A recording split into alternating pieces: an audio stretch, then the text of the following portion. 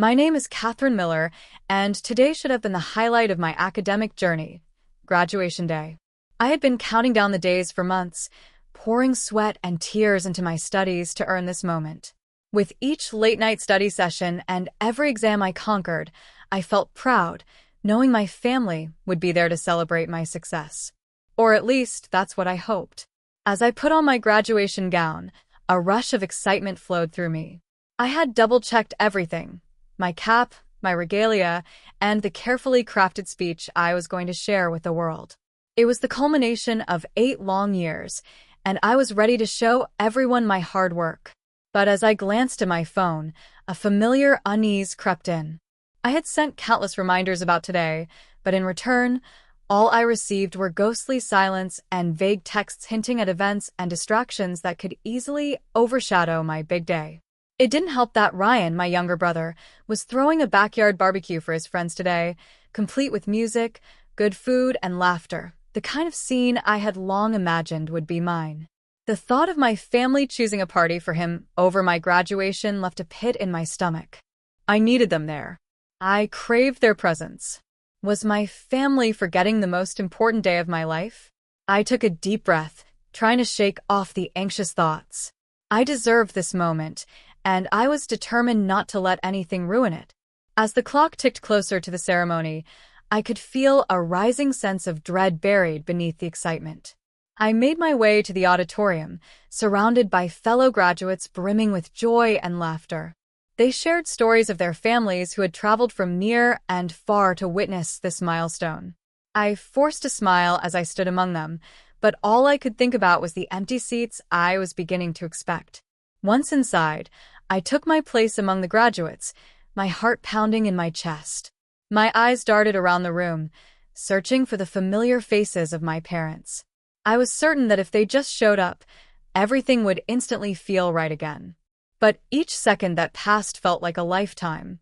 I felt naked under the scrutiny of the crowd, desperate for a sign that they cared. Finally, Dr. Johnson, the dean of the school, strode onto the stage to begin the ceremony. "Welcome, graduates," he exclaimed, his voice booming through the auditorium.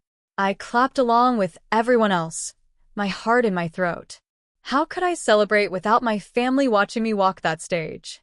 The moment I had worked so hard for felt incomplete.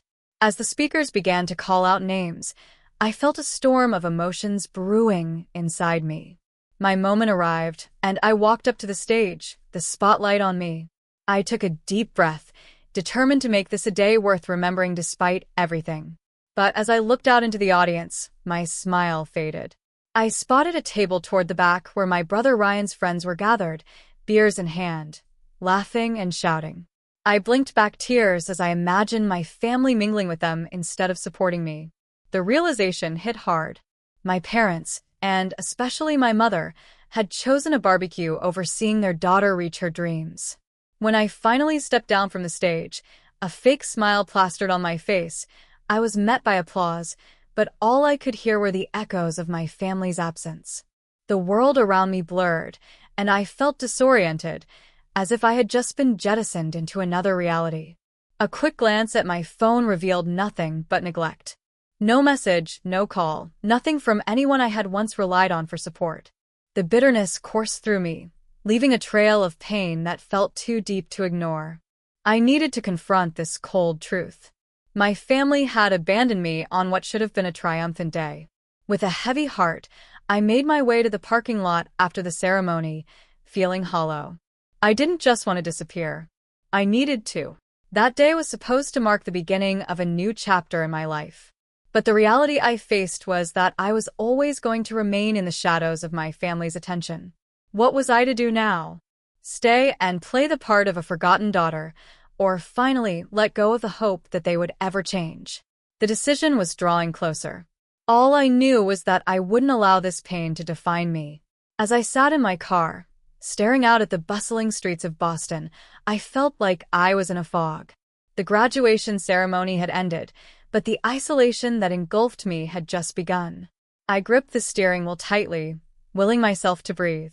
My mind raced with the images of the day, the applause, the smiles from my peers, and the overwhelming absence of my family. I was supposed to feel accomplished, but all I felt was emptiness. With every honk of the passing cars, a whisper grew louder inside my head. "What are you doing here?" Suddenly, memories of late nights spent studying, sleepless hours preparing for exams, and the hopes I had harbored began flashing before my eyes. I had sacrificed so much for this moment. And yet here I was, feeling unseen and unworthy, a ghost in my own life. In that moment of clarity, I realized something. My family had chosen to ignore the significance of my achievements, and I was done allowing their indifference to dictate my worth. I couldn't bear the thought of wallowing in a place that felt more like a cage than a home. I needed to break free, to sever the ties that bound me to a past that didn't acknowledge my existence. With my heart pounding and my mind made up, I grabbed my phone and began scrolling through my contacts. I stopped at Emma Torres's name. She had been a beacon of support throughout my time at university, always encouraging, always believing in me. She was the only voice that resonated with understanding. I shot her a quick message. "I'm leaving. I need to start fresh. Can you help me?" Before I knew it, my decision was solidified. I was heading west, away from Boston, and the memories that haunted me. I wanted a clean slate, a chance to reinvent myself and forge a new identity, one that didn't carry the weight of my family's expectations or lack thereof. And for the first time in what felt like an eternity, I felt a spark of hope. I turned the key in the ignition, and my car roared to life. As I pulled out of the parking lot, I could feel the weight lift off my shoulders. My journey ahead was uncertain, but it was mine to shape. I was stepping into the unknown, armed with determination and the promise of newfound independence. I knew deep down that this was just the beginning. The drive to San Francisco felt surreal. With each passing mile, I could feel not just the physical distance from Boston, but an emotional separation from my past. The city loomed closer on the horizon, a vibrant metropolis filled with promise and opportunities that I was finally ready to embrace. My heart raced with excitement, and for the first time, I felt in control of my destiny. When I arrived, the unique charm of San Francisco swept me away. The hilly streets, colorful Victorian houses, and the iconic Golden Gate Bridge seemed to welcome me with open arms. As I settled into my new apartment, tiny but adorned with sunlight streaming through the windows, I took a moment to absorb it all. I was no longer the girl overshadowed by her family. I was Catherine Miller, ready to carve out my own path. I quickly got to work on applying for jobs. My background in tech from college gave me a solid foundation, but it was my determination and newfound voice that truly set me apart. Almost immediately, I landed an interview with a promising startup. And during our conversation, I felt empowered. I spoke passionately about my ideas and previous projects, and for the first time in a long time, I felt valued. The next few days flew by as I navigated the whirlwind of job hunting and settling into the city. And then I met Emma Torres for coffee. Just a week earlier, we were only digital friends, but now she was here supporting me in person. We found a quaint little cafe nestled between tech offices, full of energy and creativity.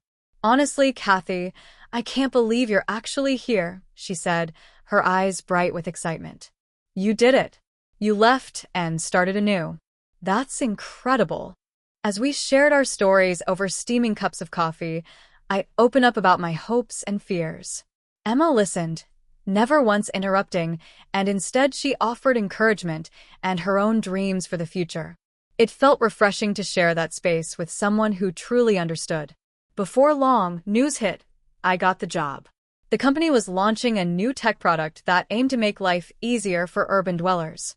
I couldn't believe my luck. That day marked a turning point in my life, one that signified my commitment to independence and self-growth. As I walked out of my new workplace later that day, I gazed at the bustling city around me. This was mine to explore. I was filled with newfound energy, ready to embrace whatever challenges would come my way. The shadows of my past disappeared further into the distance.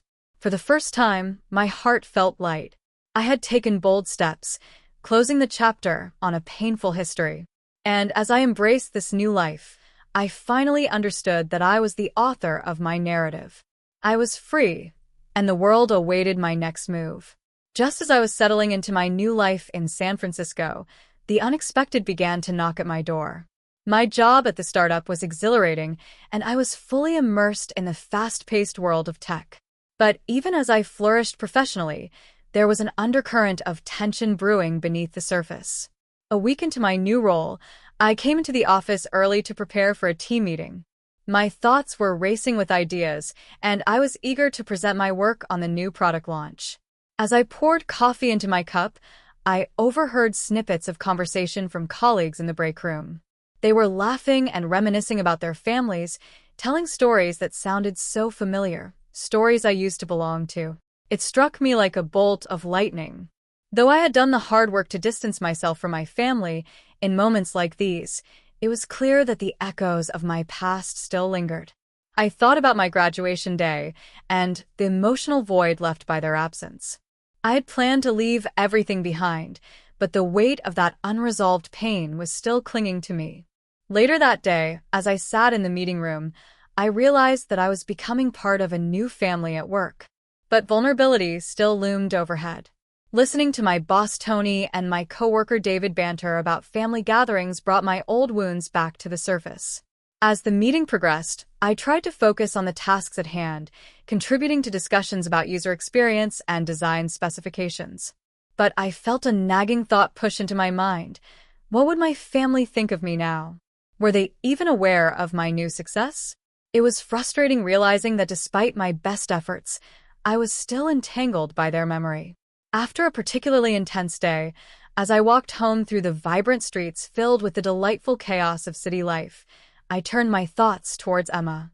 She had been my solid anchor, always encouraging me to push through the tough times. I decided to call her, hoping to gain some clarity and strength. "Hey, Kathy, how's everything going?" Emma said, her voice lighting up the line. "It's been good." I hesitated. I keep having these moments where I flash back to my family, and it just hits hard. I thought I was moving on, but I still feel this pull. "It's completely normal," she assured me. "Starting fresh doesn't erase the past. It's about learning how to let it shape you while you build a new narrative." Her words resonated with me, and for the first time, I felt understood. I needed to confront these feelings, not shy away from them.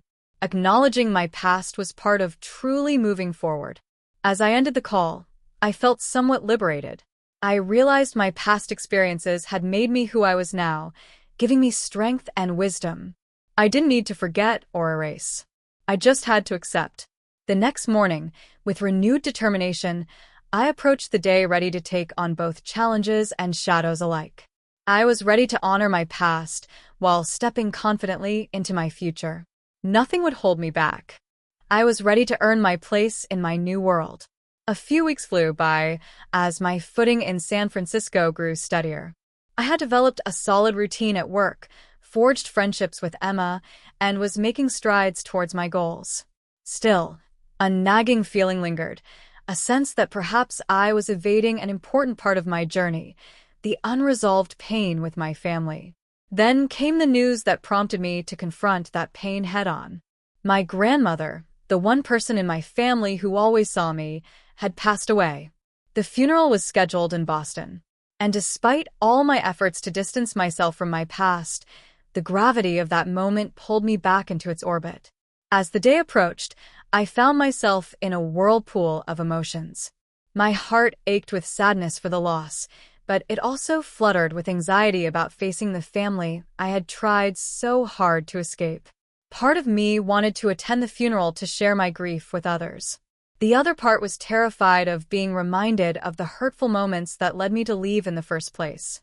On the day of the funeral, I stood in front of the mirror in my modest San Francisco apartment, running my fingers over the fabric of my black dress. This wasn't just any family gathering. It was the first time I'd returned to the place where I once felt so invisible. The thought made my stomach churn. Would they even recognize me as the person I'd become? As I arrived in Boston, the familiar sights tugged at my heartstrings. The old family home stood there just as I had left it, sturdy and unchanged, while I felt like a completely different person. My breath caught in my throat as I stepped inside. The air was thick with nostalgia and unspoken tension. The funeral itself was brief, solemn, and filled with whispers of remembrance. I spotted my mom, Linda, across the room, exchanging pleasantries with relatives. A wave of anxiety swept over me. There she was, my mother, the woman who had never shown up when it mattered most. I couldn't help but wonder what she thought of the daughter she had neglected. After the service, the family gathered at the house for a small reception. I felt their eyes on me as I entered, judging, assessing. Ryan was there too, but I couldn't muster the courage to approach him. Instead, I hovered on the outskirts, sipping a drink, lost in the cacophony of family chatter. Just as I thought I could slip away unnoticed, my mother noticed me. Her expression shifted, a mix of shock and something I couldn't quite place. Relief, perhaps. "Kathy," she said, drawing closer. "You made it." I could sense the tension pulsing between us, but I busied myself with the room, focusing on what to say next. But then came the confrontation everyone had been avoiding. "Why didn't you come to your graduation?" The words spilled out before I could stop them. My voice was steady, but my heart raced. Was it really more important to celebrate Ryan's barbecue? The silence that followed was deafening. Conversation ceased, and eyes turned towards us. I could feel their anticipation, but I was determined to voice the hurt that had simmered for far too long. I wasn't going to let this moment slip away. "Mom, that day was monumental for me. Instead, I was left in a room filled with strangers while you partied for someone else. Did you even care?" The words hung heavy in the air, and I could see the shift in my family's expressions: shock, discomfort, and perhaps a hint of regret. This was it. The moment that could either lead to understanding or an even wider chasm. I held my breath, waiting for her response. I was prepared for a fight, or maybe even worse, for her to dismiss my feelings entirely. What happened next could change everything. The silence hung thick in the air, and I could feel the weight of everyone's gaze. For a fleeting moment, I wondered if I had gone too far. But as I looked into my mother's eyes, I saw a mix of shock and fear. This was a confrontation I had always imagined.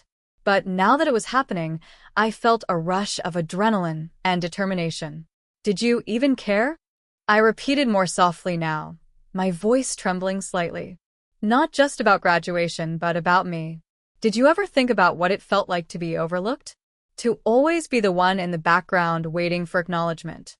Linda's face twisted into a frown, a blend of confusion and defensiveness. "Kathy, I know," I interrupted, my heart pounding. "This isn't about excuses. You can't just dismiss me or my feelings like you always have. I needed you. I still do. That day was supposed to be about me, and you chose to ignore it." I felt a fire igniting inside me, fueled by years of frustration and resentment.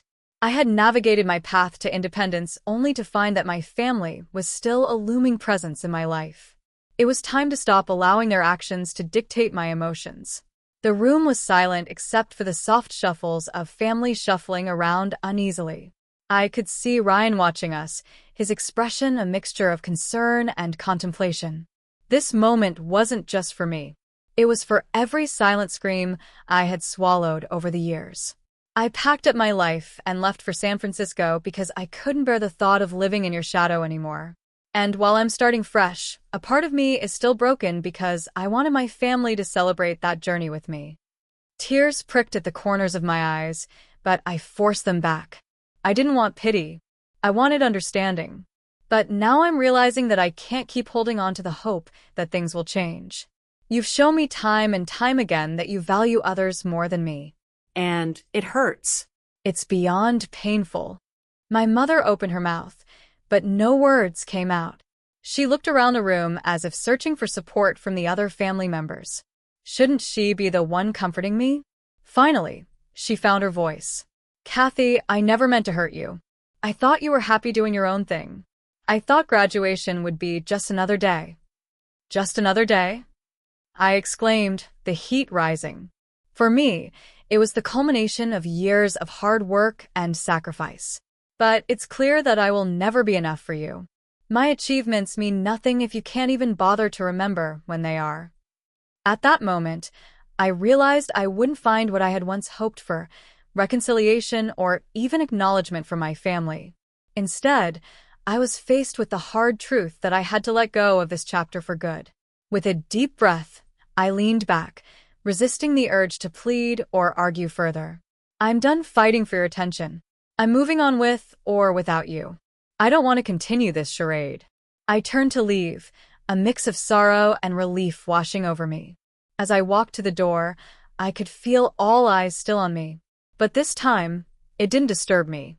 I was reclaiming my narrative.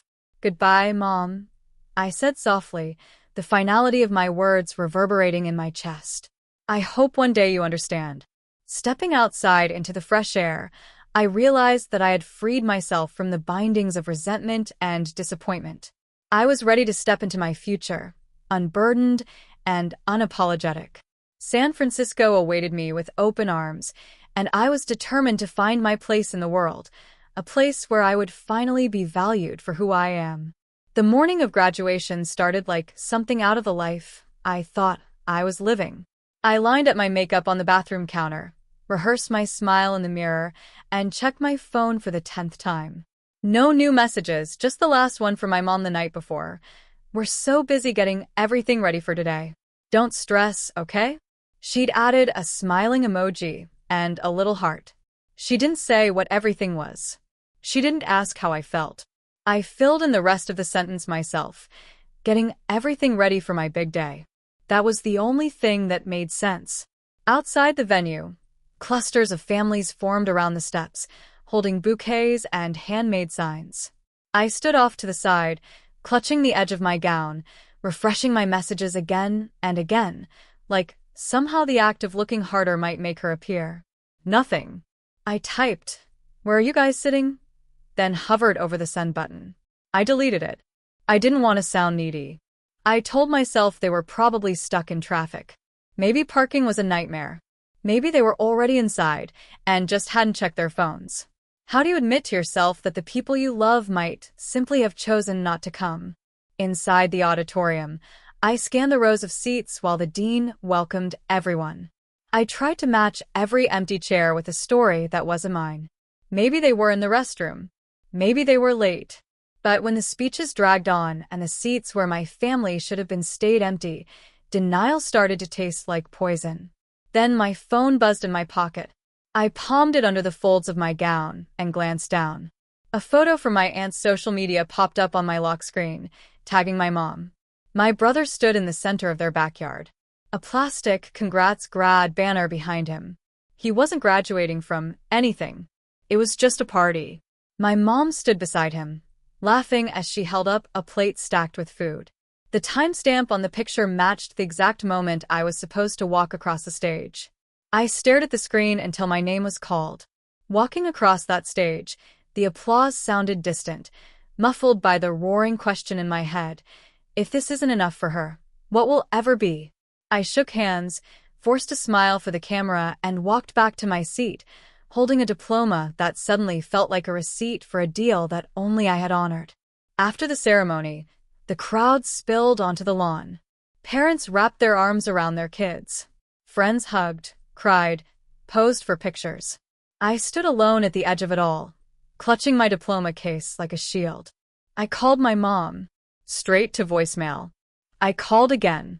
This time, someone picked up. But all I heard was music and laughter. "Huh? Hold on, everyone. I need a picture of the guest of honor." My mom's voice said, distant but clear. It wasn't me. I hung up before she realized she'd answered. For a few seconds, I just stared at my reflection in the black screen of my phone. My lipstick had cracked in the corners from smiling too hard. Was I really going to keep pretending this was normal? That I was okay with being the backup child, the flexible one, the one who always understood? On the drive back to my tiny off-campus apartment, the anger settled into something colder. Clarity. If I stayed, I'd keep orbiting around people who barely noticed when I crossed milestones alone. If I left, at least the silence would be honest. By the time I parked, the plan had started forming, not a dramatic movie-style escape, something sharper, more intentional. First, I opened the family group chat and scrolled through years of messages about Ryan's games, Ryan's promotions, Ryan's big opportunities, with my accomplishments squeezed into the gaps like afterthoughts. I hovered over the Leave Conversation button. Then I closed the app. Walking away had to mean more than just a thumb-pressing leave. It had to mean dismantling the version of myself they thought they owned. I pulled out my laptop and wrote a list. Close out the lease. Transfer savings. Apply to jobs far away. Really far away. Find somewhere new to land. Remove them from everything. Emergency contacts. I stared at the list. A familiar name floated into my mind. Emma Torres. The one person who'd always treated my achievements like they actually mattered. The friend who had stayed up with me on video calls during finals week, who told me I was worth more than the scraps of attention I got at home. I messaged her. I'm serious this time. I'm done. I need a clean break. Is San Francisco still as far away as it sounds? Her reply came within a minute. Yes. And you have a couch here until you find something better. If you're really doing this, we'll make it work. I looked around my apartment. The stacks of textbooks, the cheap furniture, the photo frame on my desk holding the last picture of my family, all together. My mom's smile in that photo suddenly looked fake, like it belonged to a stranger. That night, I packed what I could fit in my car, slid my key under my landlord's door with a short note, and stared at my phone one last time. There were still no messages from my mother asking how graduation had gone. So I sent her my own message. A single photo of me in my cap and gown, standing alone in the empty auditorium after everyone had left. No caption, no explanation. Just the truth she didn't bother to witness. Then I muted her number, placed the phone face down on the passenger seat, and turned the key in the ignition. Was I running away, or finally walking out of a role I was never meant to play? The miles blurred together as I drove west, my old life shrinking in the rearview mirror.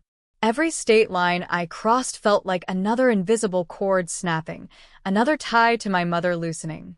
By the time I reached San Francisco, exhaustion clung to me like a second skin. But underneath it was something new. Relief.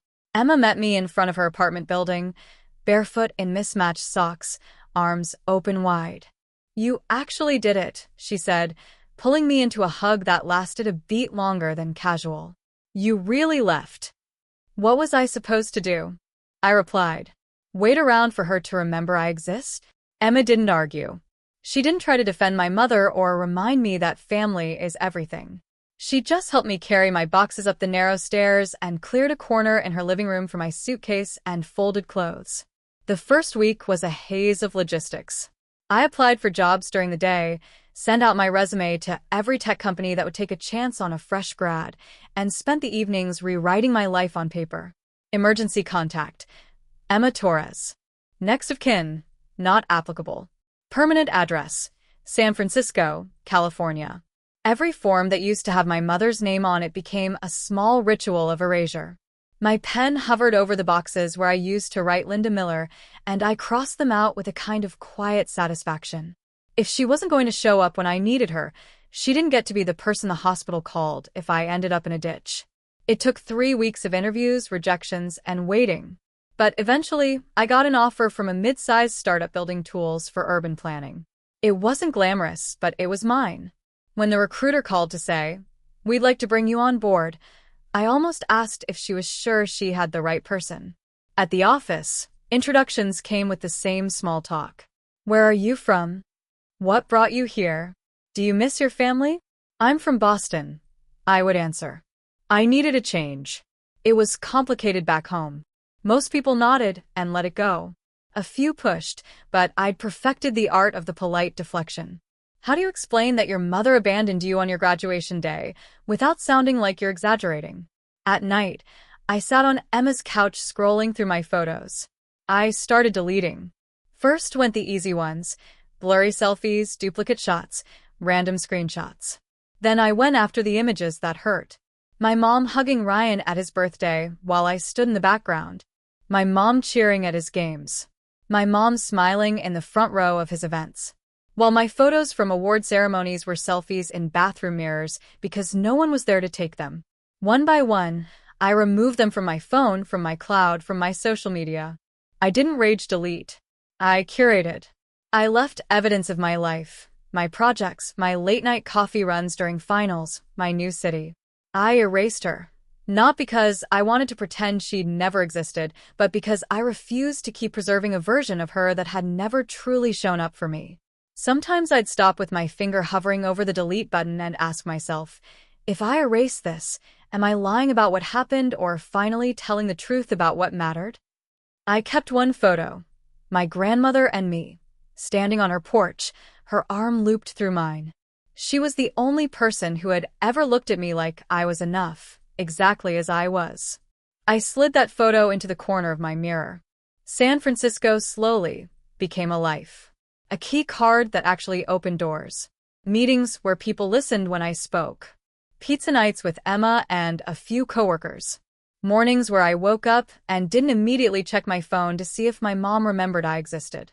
But even as I built that life, there was a quiet awareness humming in the background. I had disappeared from her world. But the part of me that wanted her to notice the empty space where I used to stand, that part was still very much alive. The email from the lawyer came on a Tuesday afternoon, halfway through a product sprint. The subject line was short and formal, Estate of Margaret Hayes, my grandmother's name. My stomach dropped. I hadn't spoken to her in months. I told myself I was protecting her from the fallout of my disappearing act. But deep down, I'd been afraid. Afraid she'd take my mother's side. Afraid she'd tell me to go back and be reasonable. I clicked the email open with fingers that suddenly felt heavy. The lawyer explained that my grandmother had passed away peacefully 2 weeks earlier. There would be a small service in Boston. Attached were scanned copies of relevant documents, including a note my grandmother had left for me and information about a fund she'd set up years ago. I opened the attachment. She had directed a portion of her savings into an education account for Catherine's tuition and graduation expenses. She'd written my name out in her careful, looping handwriting. The fund had been under my mother's control until Catherine completes her degree. According to the statement, most of the money was gone. The withdrawals were marked with dates that lined up suspiciously well with my brother's emergency expenses, car repairs, a failed business venture, a trip he had to take with his friends. My throat went dry. I scrolled further and found a note from my grandmother to the lawyer written months before graduation. She mentioned being relieved that Linda said Catherine didn't want a big fuss over her ceremony and preferred a small family dinner later. My vision blurred. My mother hadn't just skipped my graduation. She'd rewritten the story so completely that even my grandmother thought I didn't want anyone there. She'd used the money meant to support my education to fund my brother's life, and then acted like my graduation was just another Tuesday. How many times had she done that? How many moments had she quietly edited, replacing my needs with someone else's while telling everyone I wasn't the type to make a big deal out of things? I closed my laptop and pressed my palms into my eyes until I saw sparks.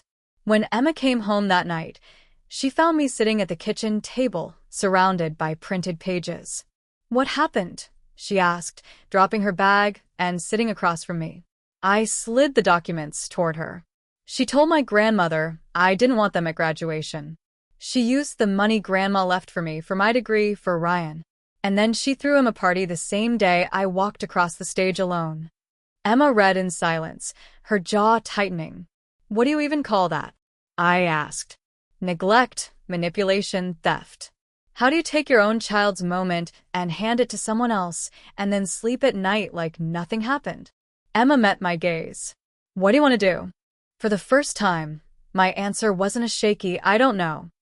"I want her to feel what she made me feel," I said quietly. "I want her to wake up one day and realize she has no idea who her daughter is anymore because she was so busy rewriting my life to fit her story. And I want everyone she lied to see the truth. I'm done being the version of me she edits to make herself look better." I booked a flight to Boston for the funeral. Not to reconnect, not to patch things up. I was going back to bury my grandmother and to bury whatever remained of the daughter my mother thought she could control. The day of the funeral, Boston felt smaller than I remembered. Like the city itself was shrinking around me. I stood at the edge of the cemetery, clutching the program with my grandmother's name on it, and reminded myself why I was there. I wasn't there for my mother. Not anymore. The service was simple and quiet, just like my grandmother would have wanted. I caught sight of my mom across the crowd, her eyes red, her hand gripping the arm of a chair. For a moment, a reflexive ache flared in my chest, the urge to go to her, to be the daughter who fixed things, who made it easier for everyone else. Then I remembered the empty seats at my graduation and the backyard party photo stamped with that cruel little "Congrats" banner. After the burial, everyone moved to my grandmother's house for the reception. The living room was crowded with relatives holding paper plates and half-empty cups, trading stories about how strong my mother had been through everything.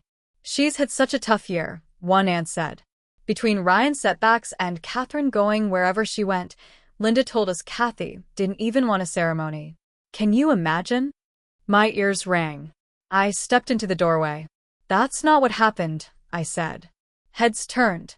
Conversation stopped. My mother froze, her smile slipping for the first time all day. "Kathy," she said, her voice tight, "this really isn't the time. Isn't it?"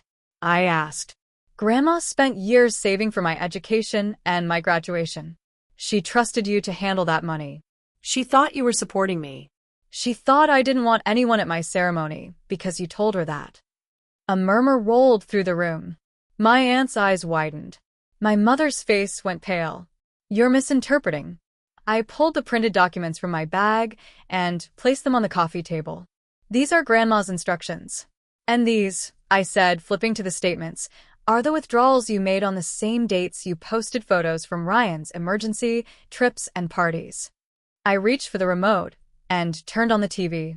I'd synced my phone to it earlier, just in case I found the courage to do exactly this. On the screen, a slideshow started. A photo of me in my gown on the empty stage, followed by the backyard barbecue shots from that same afternoon, my mom posing next to Ryan, laughing under the banner. I didn't add music.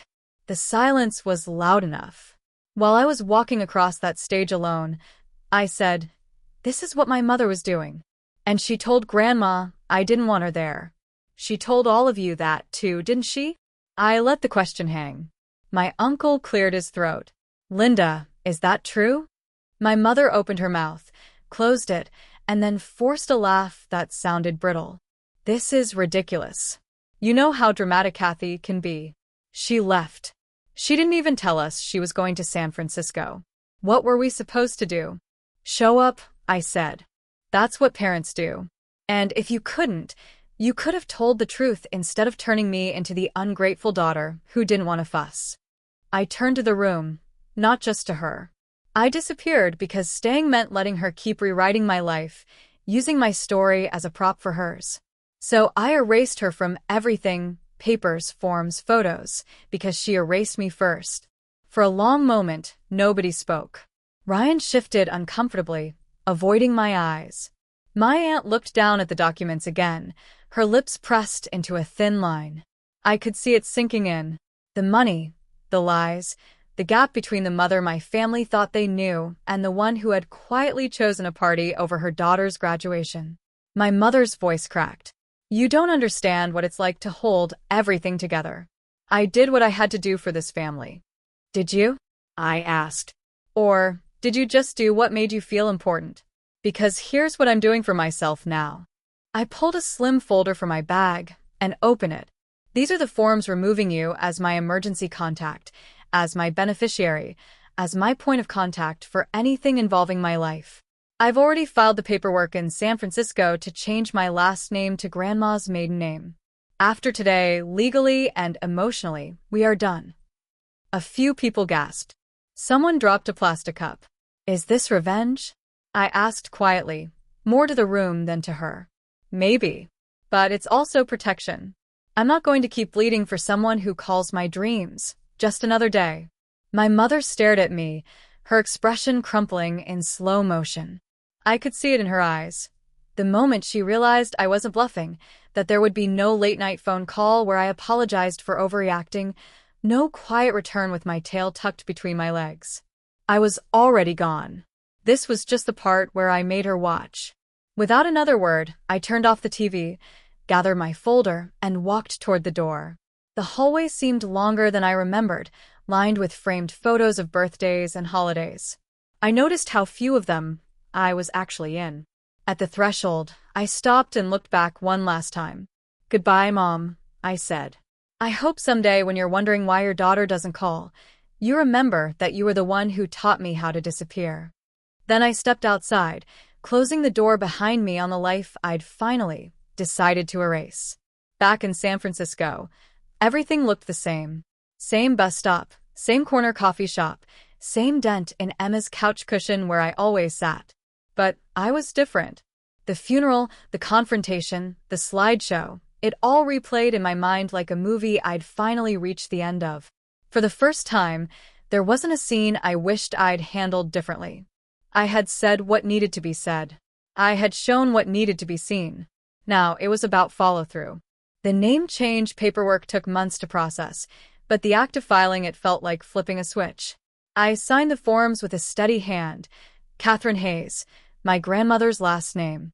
The first time I saw it printed on an official document, a strange mix of grief and pride washed over me. At the bank, I updated my records. "Any family members you'd like to add as beneficiaries?" the clerk asked. "No," I said.